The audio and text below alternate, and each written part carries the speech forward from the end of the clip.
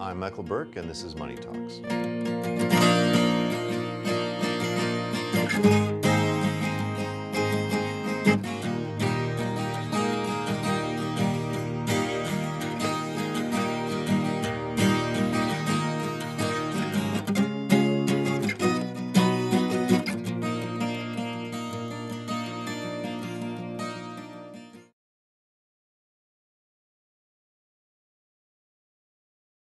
Hi, welcome to Money Talks. Today I'm with Dr. Scott Munro at the very beautiful Racine Dental Group's new offices, which opened just a couple months ago?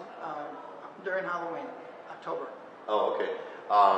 In the interest of full disclosure, I am a patient here. I've been a patient with Racine Dental Group since I've come back to Racine, and what a difference between what you had before and what you have now.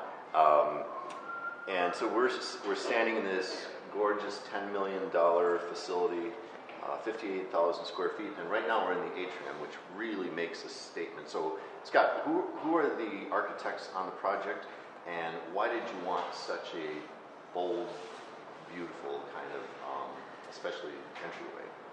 Well, the design started from the operatory, the treatment area out, and we wanted to, in general, to provide select materials, stone, colors, tile that provided a spacious yet very comfortable, relaxed feeling. And bringing light in, whether it's the atrium or the operatories, was very important to us for our patients. Mm-hmm. Who is the architectural firm? Dental Designs out of Austin, Texas.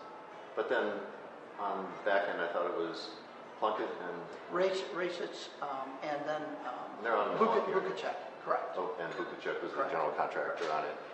How long have you been a partner in this? 19 years. Uh-huh. And you guys have a really interesting business structure, to me at least, which is that all the dentists are partners, much like a law firm. You would earn your way to become a partner, and the medical clinic that my dad was a part of when we came to Racine.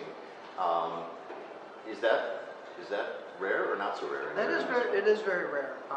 This design started 47 years ago. 5 dentists came together and decided that they wanted to put together a general dental practice with all the specialties for the convenience of the patients. That all the dentists that came in were going to be partners and be there 20, 30 years. The convenience for patients to have that consistency of care really translated into better patient care for the patients, and then conveniences like expanded hours from 7 till 8 o'clock at night every Saturday, and the laboratory addition were very important parts of the concept from the beginning. So the idea of partners is when you're in for the long term? Correct. We want patients here so that dentists here so that they know the patient and the patients know the doctor. When you walk in, you're comfortable. You don't have to start over with another dentist. Mm-hmm. Now, what were some of the reasons behind building this? Because your square footage is actually very comparable to what you had before. Why did you guys build this? The lack of consistency between operatory treatment area and treatment area was holding us up from implementing some of the technology that we wanted to provide for patients for their better care, improved care. And so by having each treatment area consistent, we can now implement that from area to area. Plus, it was just nice for patients to feel more relaxed in treatment areas that had windows where they could see outside and just feel more relaxed. Mm-hmm. Yeah. We are, by the way, in front of the concierge. What's the reason for this kind of a setup? Well, we wanted patients to come in and they'll register, be greeted here, and actually go upstairs where there's a concierge that will register the patient and then take care of any of their other needs just like you would at a hotel. And so if I come in and say, I'm here to see Dr. Symes, who happens to be my dentist, yes, they'll say, well, he's down this hall, and they'll take the right and send me in the right direction. And you'll talk to Tricia, and she'll make sure you're properly registered, connected with your insurance, see if you have any other questions about your appointments, and either answer them or make sure that someone can. Okay. Why don't we take a look at one of the treatment rooms? Sounds good. So here we are in one of the treatment rooms with all the fancy gadgetry. So Scott, why don't you show us a few of the capabilities you have? Well, every room is set up exactly the same. So if a patient needs to move from one area to the next, we can do that seamlessly. The technology, by the way, how many of these rooms in the building? 60, 70, okay. I think, rooms altogether. And before you talk about the gadgetry, I forgot to ask you, how many dentists practice here and how many employees you have? There are 19 dentists in all, including all the specialties. We have virtually every specialty here in the building, and about 150 staff. Most have been here, some have been here 20, 30 years. Mm-hmm. Okay, all right. So what are some of the things you can do here? Well, one of the biggest additions and most important, I think, is the intraoral camera. This camera allows us to Intraoral camera. I'm just take repeating pictures inside the patient's mouth, and so we can place them up on the computer, and you can see what we're seeing, and that helps patients make better informed treatment decisions. Can I mention Dr. Symes used that on me just a few months ago. I was in for a cleaning. This is at your old facility, and he came in and looked and said, "Oh, I don't like the looks of those two molars." And he used one of these things, and then he showed me on the screen, and I looked and I saw the cracks. I said, "Okay, yep, I need one of these. I need a crown. I need a crown." It was very telling. It's also helped patients get insurance coverage at times when the insurance company might balk at reimbursement for something. Oh, yeah. So we send them a picture here, and they go, "Oh," and they cover.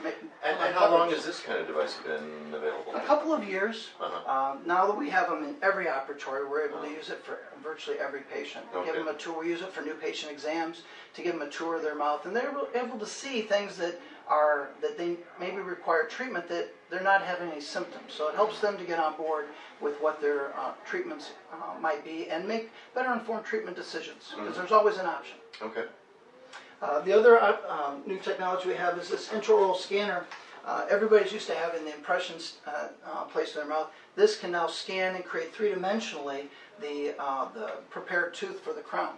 And then we send this to the lab. The lab can either print or mill your new crown.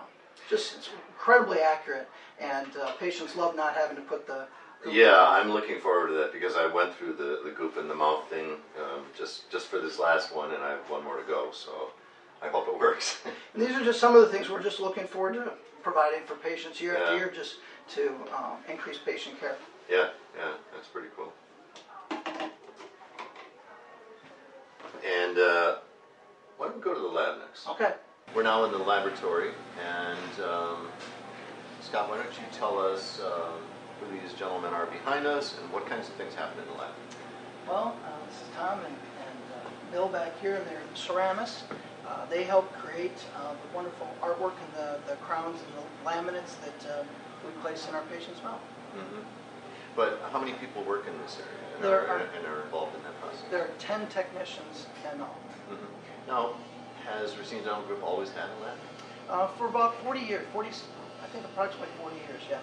So you've done your own work? Own work. It was very important to the original principle to be able to provide that convenience for patients, to be able to get their denture repaired in an hour, so they have a custom color change or match right there for the patient.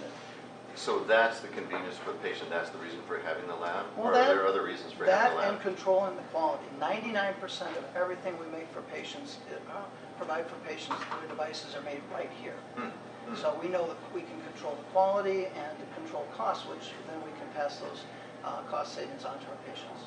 So other than somebody who might be at the dentist level of education, what kind of schooling do people go through before they could work in a lab like this? Some of it is on-the-job training, and there are schools for ceramists and technicians to go in graduate-type training to learn how to do this. There's training, once you're already a ceramist, you can go again to graduate training and learn how to do this. Mm-hmm. Now, we're only seeing one corner of the lab. That's interesting. But it's actually much larger. Do you know what's the size of this lab?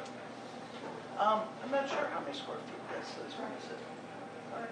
It's about 2,500. About 2,500 square feet. And what, is that larger than the one you had at the last place? It is a little bit bigger. We designed it larger so that we can incorporate some of the scanning milling technology that's coming out. Some of the restorations that we're making, we mill out of a solid block of material. Some of the new technology was printing technology, where we can actually print your crown. Oh, really? So we have a removable section, a crown bridge section, and a IT section where we make different restorations. So what materials are they building things out of? Zirconia, lithium disilicate, a number of different just white tooth-colored materials that then are milled or printed and sintered to match your tooth. But then what about like my gold crown? Where was that made? We still do gold crowns. That would be made right here. Okay. So we would make that in wax and invest that, and cast that right here.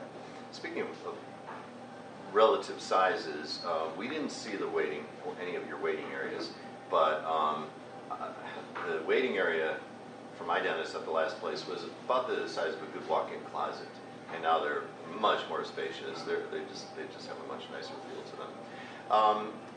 I think there's one more area that would be probably good to see, and that's where you hold your teaching seminars or workshops or whatever you want to call them. Perfect. So why don't we do that next? Okay.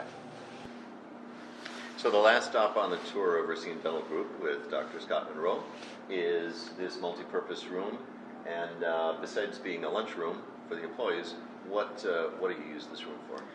This is designed to be a teaching facility for our staff and for any of the area doctors and their staff going forward. Our staff are probably our biggest reason that we've been successful, and we want to continue to invest in them going forward. So we've had lectures from how to place posterior composites, fillings, how to do particular procedures. Our latest one was on sleep medicine and how that affects our patients' health going forward. So we really try to have the best informed, best trained staff going forward, and offering that to all the dentists and the staff in the community and the surrounding area. So would it normally be for your own workforce, or would you ever have outside dentists here? Absolutely. The first one that we had on the tooth-colored fillings in the back, we had several area dentists and their staff that came in here, and they've asked to be on the list when the next one is coming up. Do these tend to be like an hour-long lecture, or half a day, or a full day? They've been a half day, between 3 and 5 hours, but they can be all day, several days.